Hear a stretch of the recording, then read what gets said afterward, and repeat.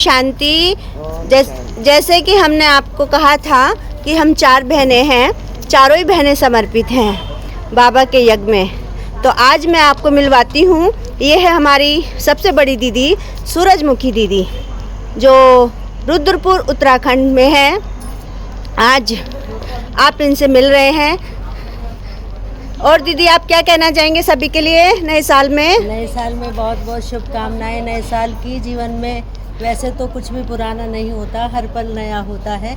अगर जिंदा दिली से जिया जाए, हर समस्या को तोहफा समझ के जिया जाए, तूफानों को तोहफा समझ के जिया जाए, तो हर संकट को परमात्मा आते हैं तो हर संकट को ख़त्म कर देते हैं। उनको संकट मोचन कहा जाता है। तो आपका हर पल, हर दिन नए से नया, और दिन ही क्यों, रात भी उसी में शामिल है। दिन और रात आपका बहुत बहुत सुखद हो, बहुत बहुत खुशहाल हो। हमारी शुभकामनाएं। बहुत बहुत धन्यवाद दीदी आपका। आपने बहुत सुंदर तरीके से बोला है और शायद सभी को बहुत अच्छा लगेगा, सभी को प्रेरणा मिलेगी और सभी का जीवन सुख में बनेगा।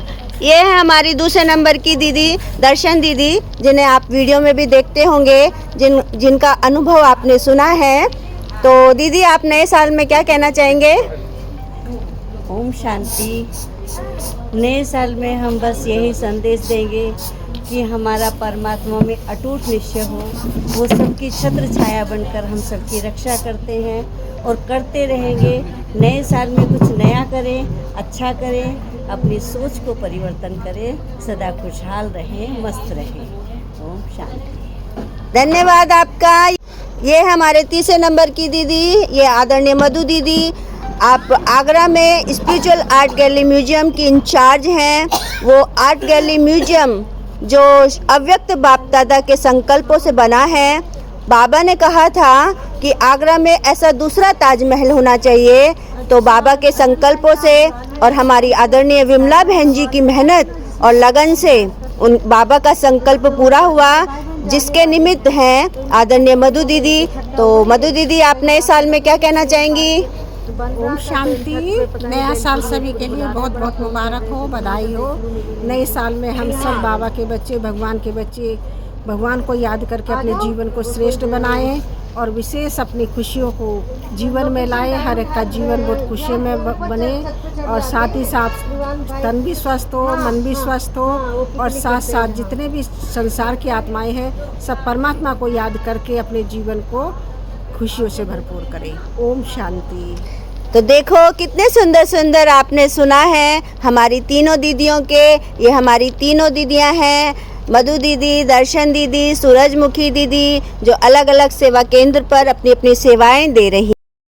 यह है सबसे छोटी ममता, सारी दुनिया की ममता, सबसे लाडली, सबसे छोटी, छोटेपन से ही बाबा के घर में आने वाली। 3 साल क्या कहें, 2 साल और 5 साल से तो समर्पित जीवन, जिन्होंने सेंटर में रह के पढ़ाई की, जिन्होंने अपना सारा जीवन ईश्वरीय सेवा में लगाया, यहीं खाया, यहीं पिया, यहीं सीखा, जिन्होंने अपना लक्ष्य, जिन्होंने बाहर की दुनिया को देखा ही नहीं 1% भी, जिन्होंने दुनियादारी का ना कोई कपड़ा, ना कोई कुछ, ना कोई फैशन, जिन्होंने नाक कान तक नहीं छिदाए, इन्होंने पूरा जीवन बाबा के सेंटर में रह करके पढ़ाई की। इवन पंतनगर रुद्रपुर रहकर पढ़ी, फिर आगरा रहीं, फिर घर पे रहीं। घर में भी हमारा पूरा ही ईश्वरीय विश्वविद्यालय का माहौल रहा, क्योंकि हम सारे ही परिवार के लोग समर्पित हैं। इसलिए सबसे बड़ा धन्यवाद ममता बहन का, क्योंकि आजकल इनको बहुत अच्छी सेवाओं का ये चांस मिला है कि अच्छी अच्छी मनन चिंतन करके ये अपने विचार व्यक्त करती रहती हैं। ओम शांति।